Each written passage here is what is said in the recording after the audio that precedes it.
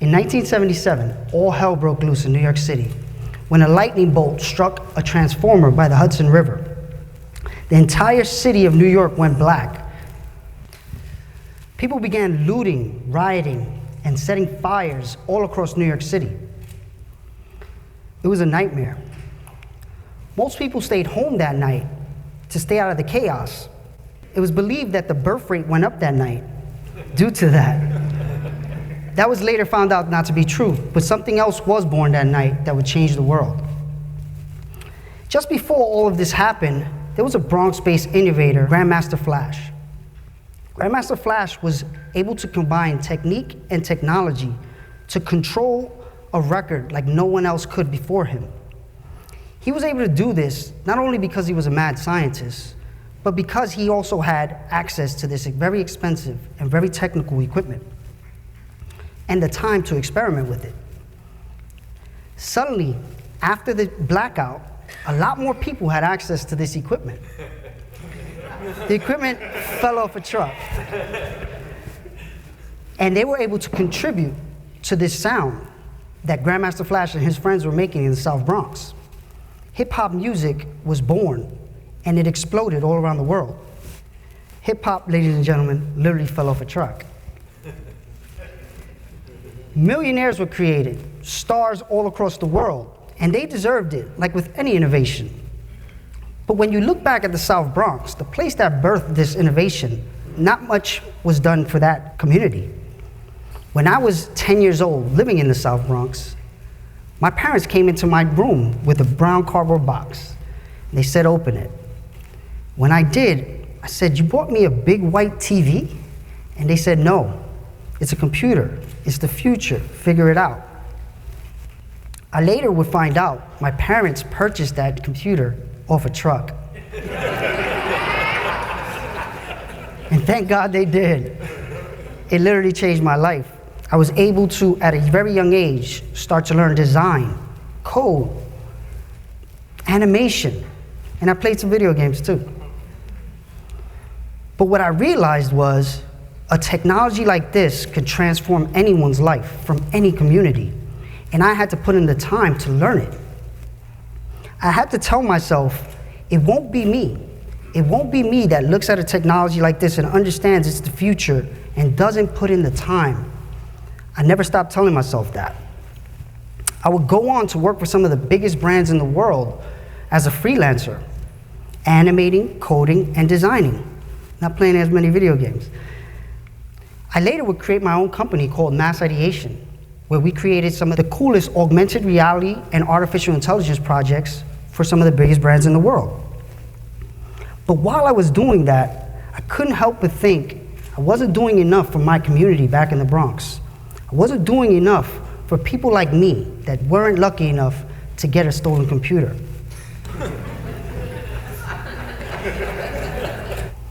So what I did was I went back to the Bronx and I created Meta Bronx in order to help local technologists scale their ideas and raise money. But while we were doing it, we realized we needed to involve young people from the community. So we started partnering with local high schools to bring their kids into the technology startups we helped create.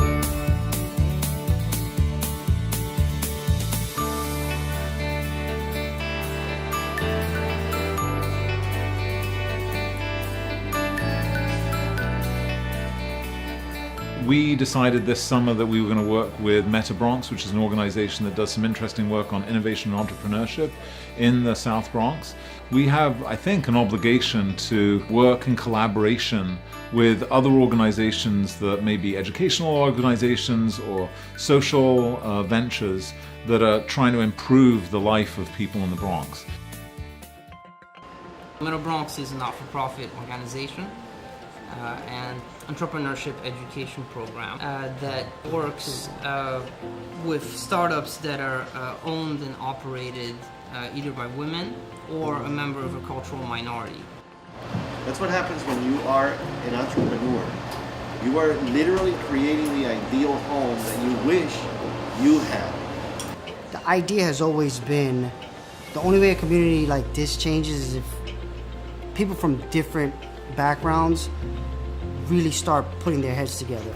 We were on our way to creating the Bronx innovation ecosystem we wished was around when hip hop was being created. So what is the next big innovation everybody sees coming? It's artificial intelligence.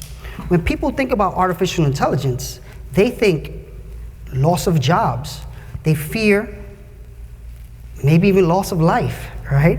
But what I see when I see artificial intelligence is a humongous opportunity to solve some of the biggest problems across the globe. People tend not to fear new technology. They fear the loss it will bring. What if this technology has the ability to change one of our biggest problems, poverty? What if artificial intelligence allows us the human kindness that humans haven't been able to figure out to solve a problem like this?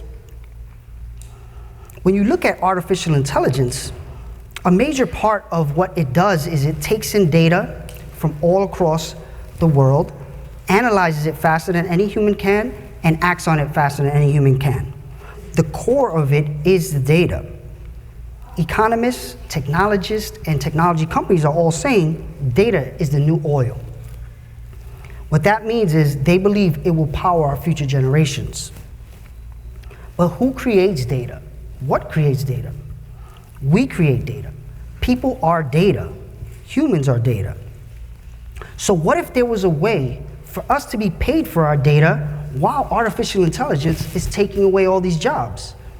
So I started to think, how could we create a project like that? How could we start to put minds together across the globe to start going down this path?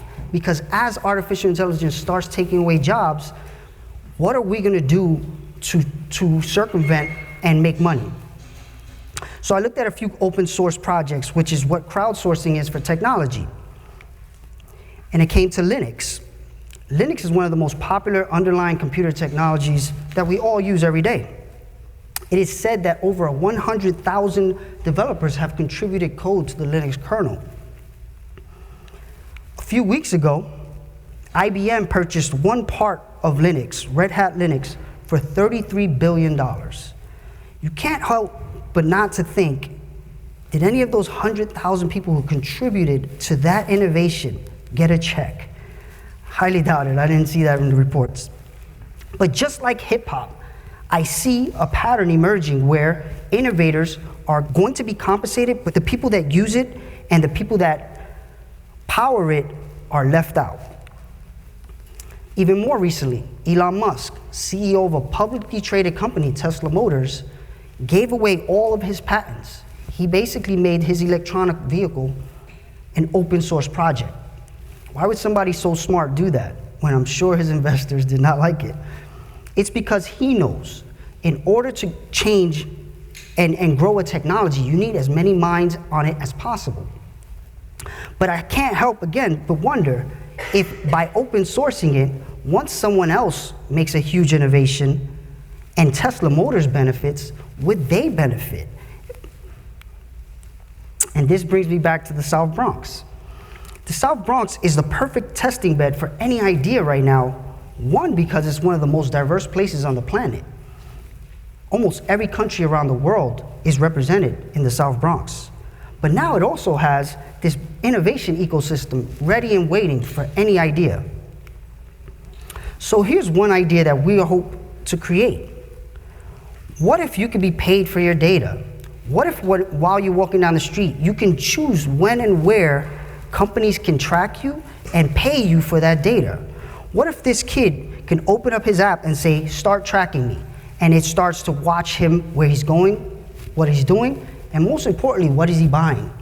And this will be used to power future innovations, but only this time, he will be paid. How can we make this happen? Open source is the way. These technology companies are not going to change their business model. Facebook and Google are making billions of dollars every quarter off this model, taking our data, selling it, and we make nothing. But in the age of artificial intelligence, that's going to have to change. And that takes me to Nepal. How do I get there? Nepal has thousands of young people learning how to code AI right now, and they are solving some of their poverty problems. So what we have done is, we have brought in the young people of Nepal and partnered them with the young people of the Bronx to create a collaboration to start finding out how we can solve some of these problems on a global scale. Isn't it interesting and fascinating that two poor communities are helping each other change each other's lives through artificial intelligence? We call the project the Abundance Framework. We hope it can be the start of the mind shift of companies and corporations taking our data and just using it and making billions of dollars and leaving everybody else to fend for themselves, because as these technology jobs go away, and all jobs, we're going to need to control our most valuable asset, our data. The Abundance Framework gives me hope that the next time a huge innovation comes out of a poor community, they won't have to hope something falls off a truck to get involved and change their lives and change the world. Thank you.